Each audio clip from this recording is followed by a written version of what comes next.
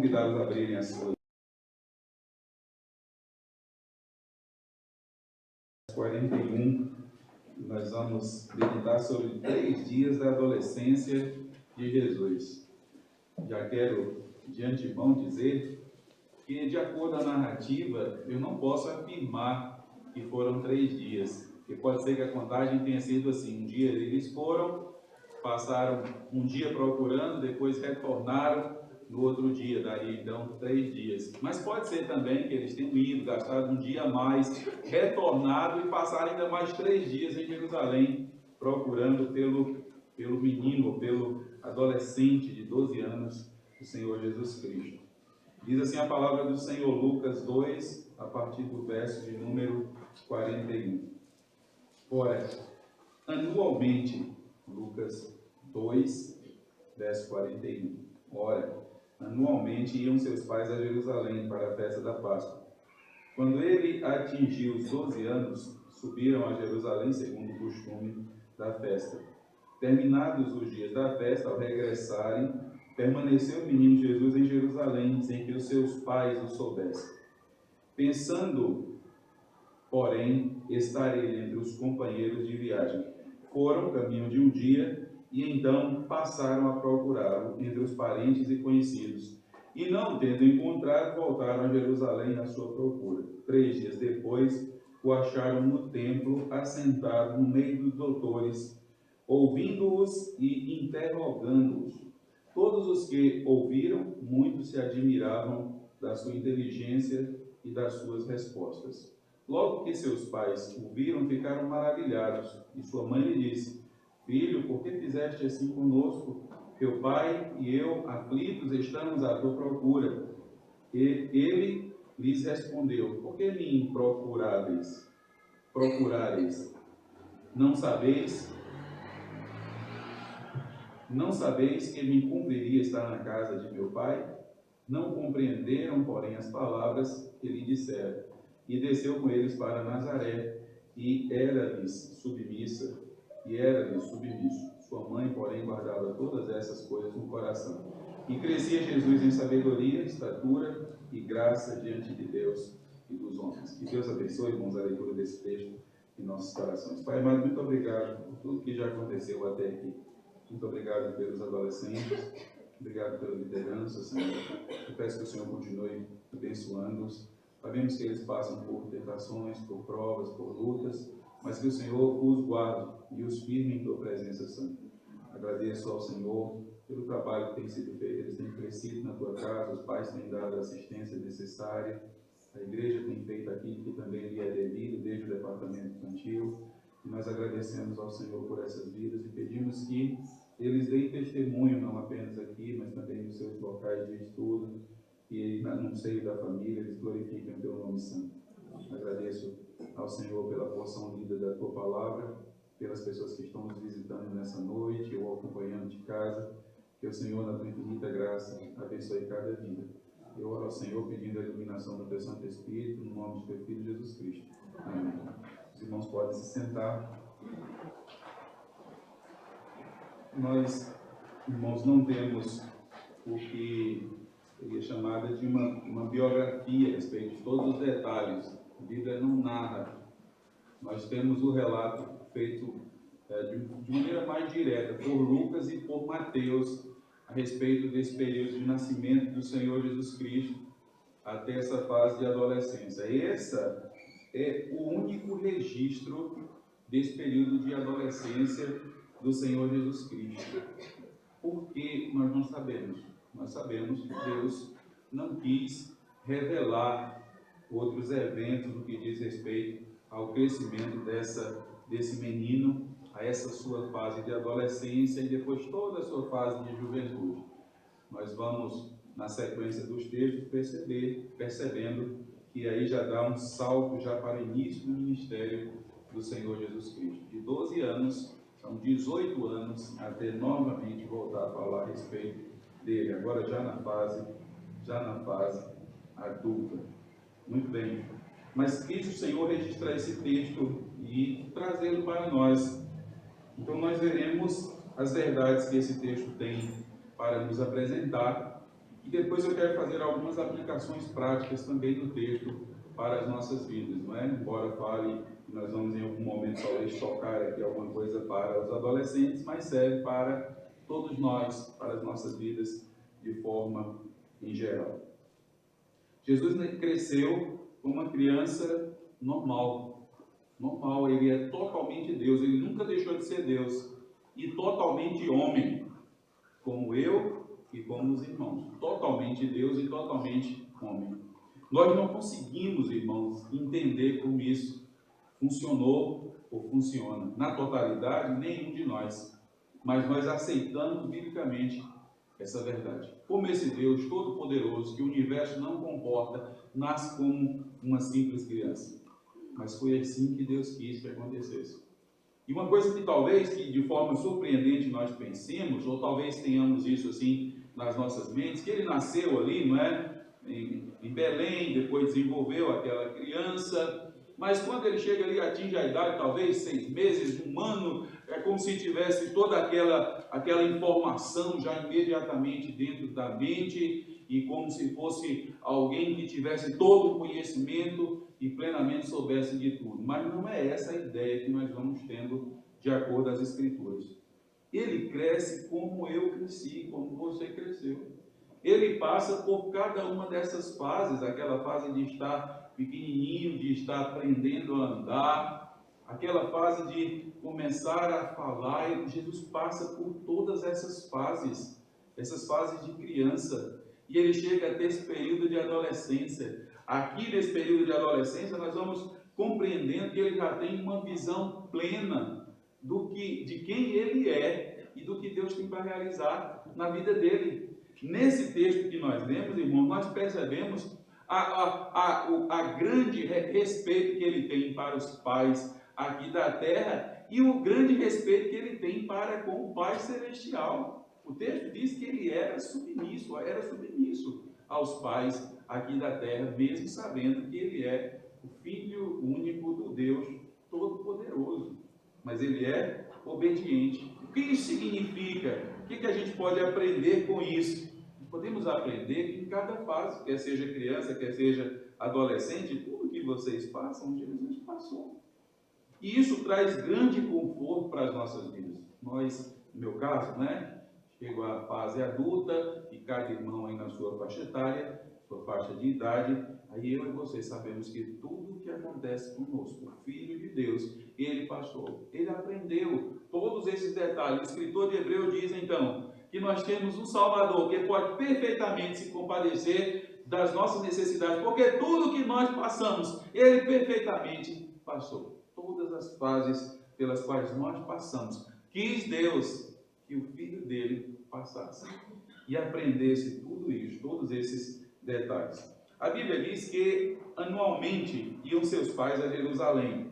Nós vamos aprendendo aqui algumas características. Pais demonstram ter uma vida de piedade.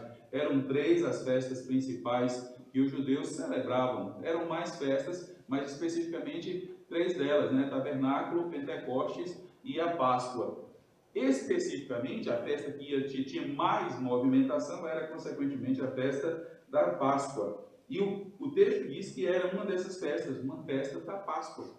Nós sabemos que a festa da Páscoa representa aquele período que o povo de Israel saiu do Egito e Deus enviou a última das 10 pragas, que mataria todos os primogênitos, mas para que o primogênito não fosse morto de todas aquelas pessoas do povo de Israel, era necessário que um cordeiro sem defeito fosse sacrificado e o sangue fosse pintado na parte superior das portas e também na parte lateral, no batedor da porta. Era isso que deveria ser feito.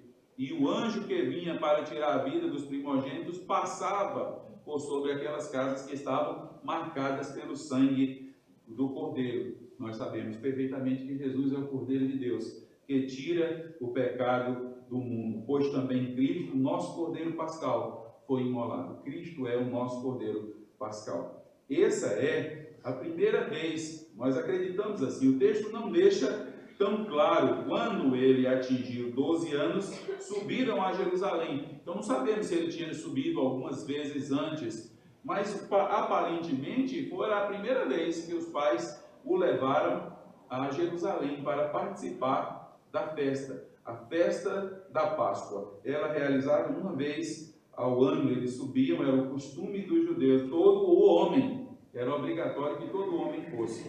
As mulheres, elas não tinham essa obrigatoriedade, mas aqui nós vemos Maria acompanhando. Outras famílias costumavam fazer isso, de onde a gente pode entender que era uma vida piedosa, a vida de Maria, uma vida devota de fato ao Senhor, devotada às coisas do Senhor, tanto ela quanto José. E você e eu podemos, irmãos, plenamente imaginar que esse período de 12 anos é quando o menino judeu ele é apresentado. Mais modernamente, não é? As meninas são apresentadas com 12 e os meninos com 13. Mas alguns estudiosos dizem que naquele período os meninos eram apresentados com 12 anos. É o bar mitzvah. É quando um judeu, uma criança, ele tinha o conhecimento necessário das Sagradas Escrituras. Ele tinha o conhecimento necessário. Pois bem, o que é que nós observamos aqui? A família reunida. Uma família reunida para fazer aquilo que agrada ao Senhor. Você gostaria de aplicar alguma coisa para a sua vida, para a minha vida? Observemos aqui no fato da família do Senhor Jesus. Uma família reunida para agradar a Deus, para servir a Deus. Eu fico pensando, irmãos, em Jesus e todo o conhecimento que ele tem agora, não é? Um adolescente, e ele a caminho de Jerusalém. Eu fico imaginando como estava o seu coração, a alegria e a satisfação de poder estar na casa do Pai, de poder desfrutar daquele momento. Acredito que foi algo simplesmente maravilhoso. Então a família sobe para adorar em Jerusalém, verso 41 e verso 42. A segunda coisa importante, Jesus permanece no templo. Os pais só sentem falta depois de um dia. Talvez você fique assim pensando, mas como isso é possível, né? Eles só sentiram falta depois de um dia. Jesus é extremamente obediente. Não é daquelas crianças que você precisa estar de olho o tempo todo. Sem sombra de dúvida, não é? É um adolescente e os pais têm plena confiança. E o que aconteceu? Mas mesmo assim, por que demora um dia? A caminhada normalmente era feita por algumas famílias juntas, ou então amigos que moravam próximos. E aí então nós podemos imaginar, e alguns relatos dão conta disso também. Então, como de costume, né, ainda hoje, talvez as mulheres ficassem um pouco mais atrás, conversando juntas, talvez os homens um pouco mais à frente, não é? Reconhecendo o local de caminhada, estava tudo ok, se não tinha nenhum perigo. E as crianças como ficavam? Os adolescentes? Correndo, né? Brincando, relacionando-se entre eles. Passa todo o dia. E quando chega a noite, a hora de descansarem, então eles dão por conta, percebem que Jesus não está. Eles perceberam, Jesus não está. Chegou a hora, então eles sentem falta, né? Terminados os dias da festa, ao regressar, permaneceu o menino Jesus em Jerusalém, sem que seus pais o soubessem. Pensando, porém, estar ele entre os companheiros de viagem, foram caminho de um dia, e então passaram a procurá-lo entre os parentes e conhecidos. Depois de um dia, deram conta, não é? Cadê Jesus? Ah, ele não está aqui não. Vamos procurar, deve estar no meio dos nossos parentes, aqueles que estão mais na frente, na caravana da frente, e eles procuram e não encontram. Jesus não estava entre eles. Eles pensaram uma coisa, mas não era isso que havia acontecido. E não o tendo encontrado, voltaram para Jerusalém. Ele só pode ter ficado em Jerusalém. Eles retornaram mais uma vez para Jerusalém. O que eles encontram quando eles retornam? Terceira verdade, verso de número 46. 3 dias depois, o acharam no templo assentado no meio dos doutores, ouvindo-os e interrogando-os. Todos os que o ouviam, muitos se admiravam da sua inteligência e das suas respostas.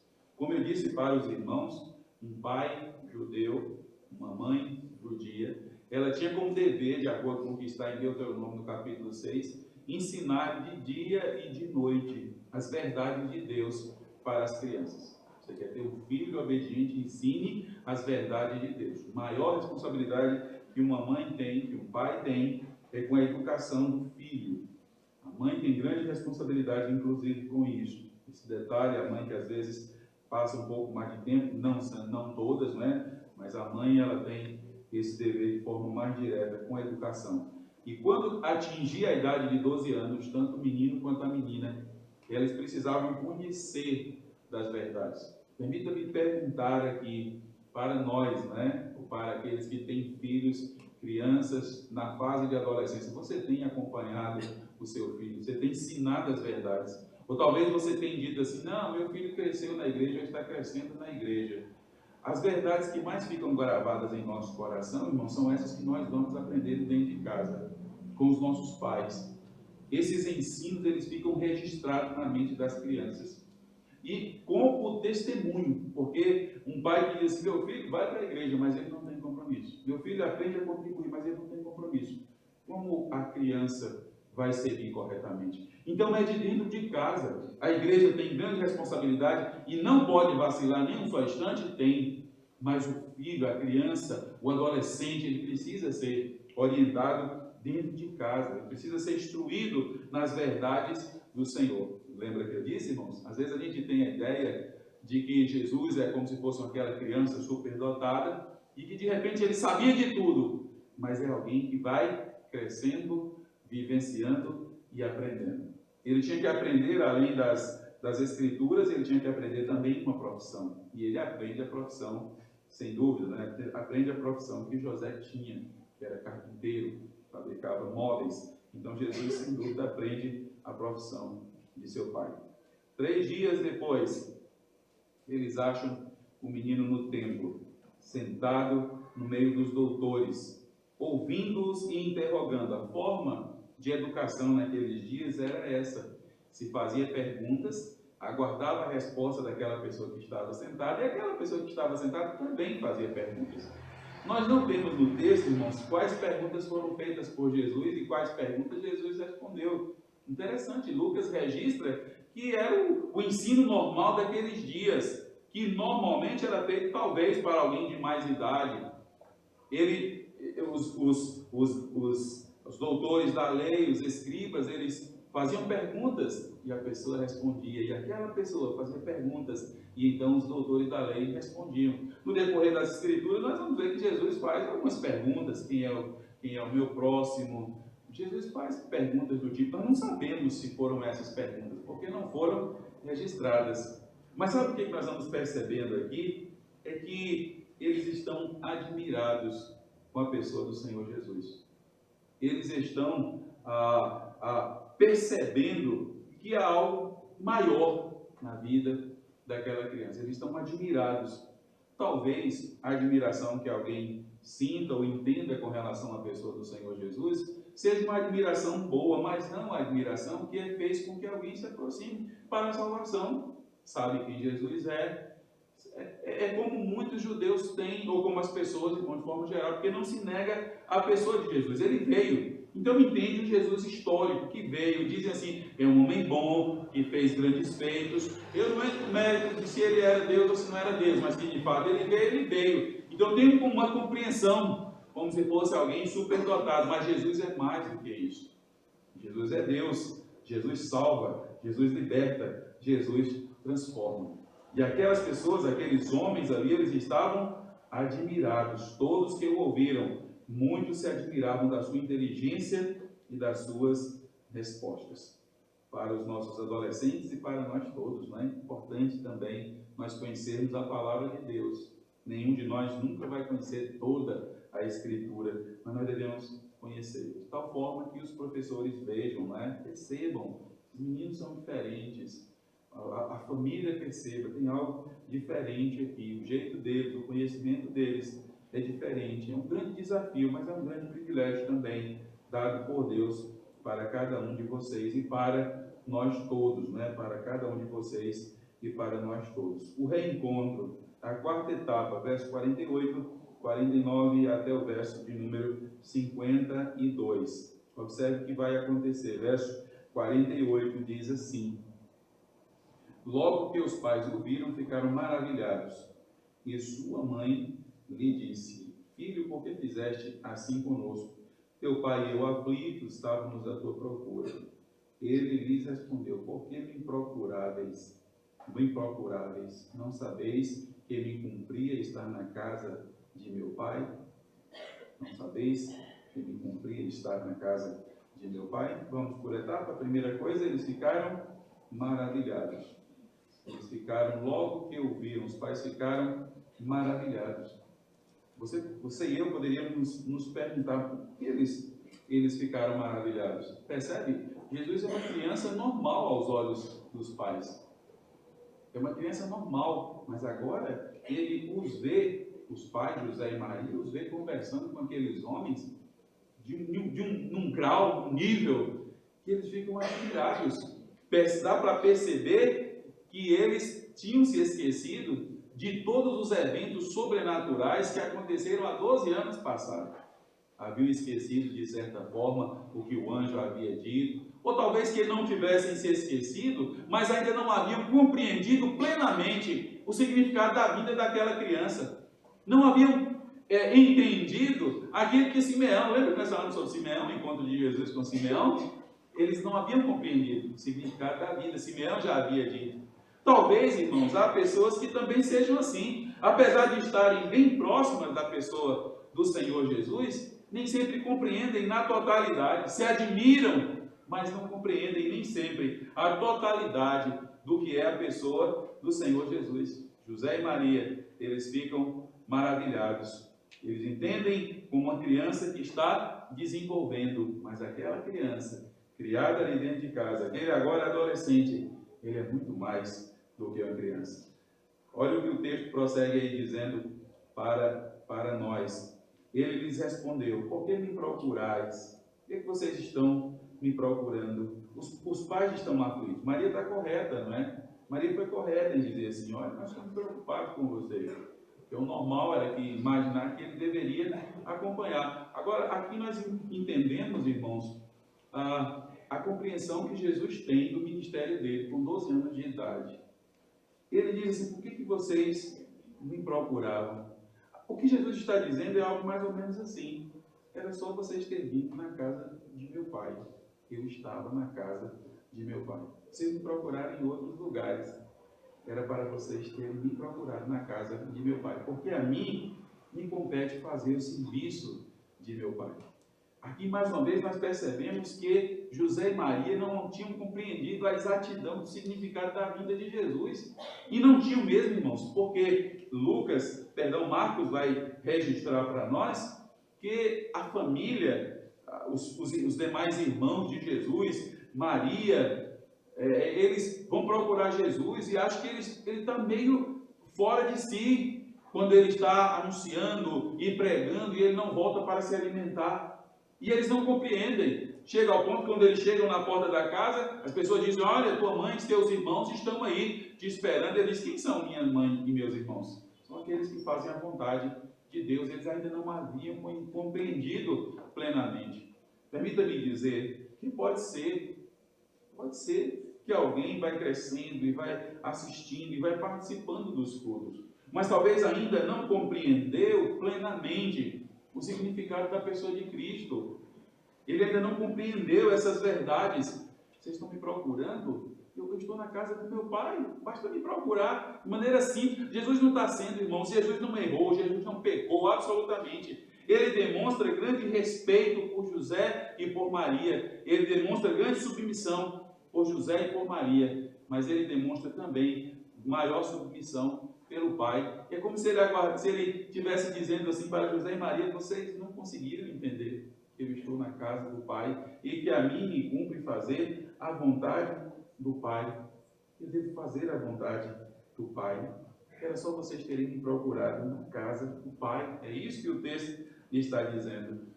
É isso que o texto está dizendo para nós. Eu estou na casa do pai fazendo a vontade do pai.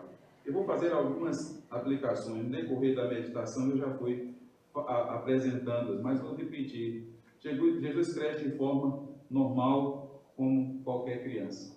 E esse crescimento faz com que ele vai vá aprendendo as verdades. Nós temos responsabilidade com a educação das crianças, e mesmo quando chega a fase de adolescência, e talvez no decorrer de toda a nossa vida nós temos essa responsabilidade. A segunda coisa que eu falei para nós todos aqui, Jesus a essa altura tem plena consciência de que ele veio para cumprir as ordens de Deus.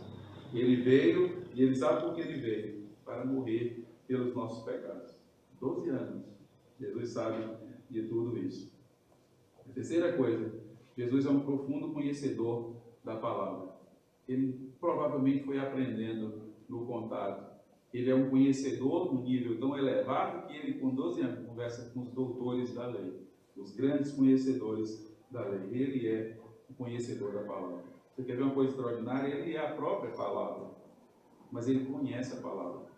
E Jesus, sendo ele a própria palavra, o Logos, a palavra vida, a viva, ele é a palavra no sentido de ele diz, haja luz e houve luz. Ele é a própria palavra. Ele dá vida através da sua palavra. Eu te digo, Lázaro, vem para fora. Ele é a palavra, mas ele conhece a palavra. É interessante, não é? Você leu as Escrituras no decorrer desses dias, temos observado, guardado a palavra em nossos corações. Poderíamos nos assentar e conversar com os doutores a respeito da palavra.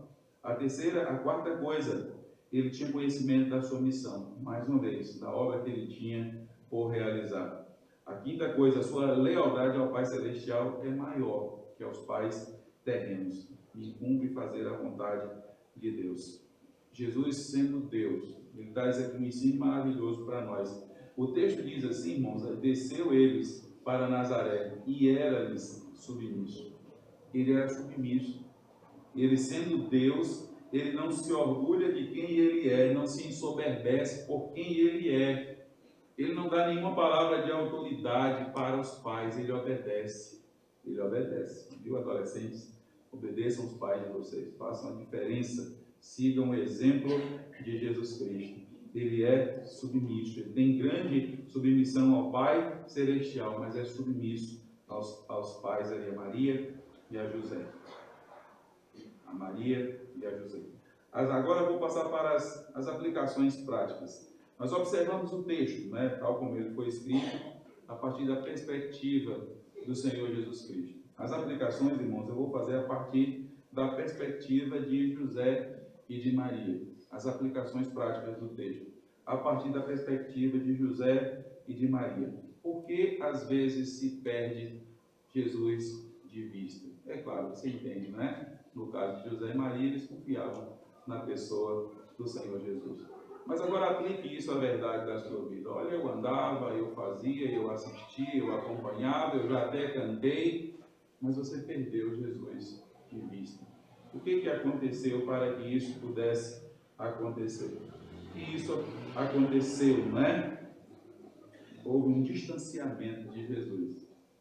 Eles esperavam que Jesus estivesse em outro local. Talvez seja o mesmo que aconteça na vida de alguém. Olha, pastor, eu andava, eu estava perto, eu já cantei, eu já fui na igreja, eu já fui de tal igreja, mas por que você está distante? Talvez você deixou Jesus se distanciar. Ele está em outro local. Ele está em outro local. Porque pensamos que ele está onde não está. Eu estava imaginando que ele estava no meio das outras pessoas, mas ele não estava ali. Eu estava esperando que ele estivesse em outro local ali, mas ele não estava ali. Por que se distancia da pessoa do Senhor Jesus? Porque se procura Jesus num lugar errado.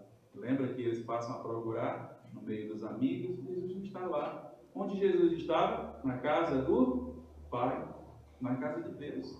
Onde você vai encontrar Jesus? Você vai encontrar Jesus na casa do Senhor, onde de fato se proclama as verdades do Senhor Jesus Cristo. Como você pode encontrar Jesus? O que eles fizeram? Retornaram para onde? Para Jerusalém, para a casa de Deus. Retorno para a casa de Deus. E é isso que Jesus diz para ele. Por que vocês me procuraram em outros locais e vocês não me procuraram onde eu estava? Porque a mim me cumpre fazer a vontade de Deus. Que Deus, em sua infinita graça, nos abençoe. Eu vou convidá-los a curvarem as suas cabeças. E vou lhes convidar a orarem nesse momento. Todos nós vamos clamar a Deus, pedir a Deus que Ele nos ajude. Agradecer a Deus pela palavra do Senhor e de forma muito simples, irmão. Como Jesus atua de forma racional, não é por meio de emoções apenas, é de maneira racional, simples, mas sincera, reverente diante do Senhor. Jesus, eu me afastei de Ti. Jesus, eu me distanciei do Senhor. Tem misericórdia, Senhor. Tem compaixão. Eu tenho lhe procurado, Deus, da minha maneira, do meu jeito, mas não é assim que o Senhor quer que seja feito. Eu tenho que procurar o Senhor do jeito certo e no lugar certo. Não é da minha forma, ou fazendo coisas boas, ou achando que eu sou uma boa pessoa.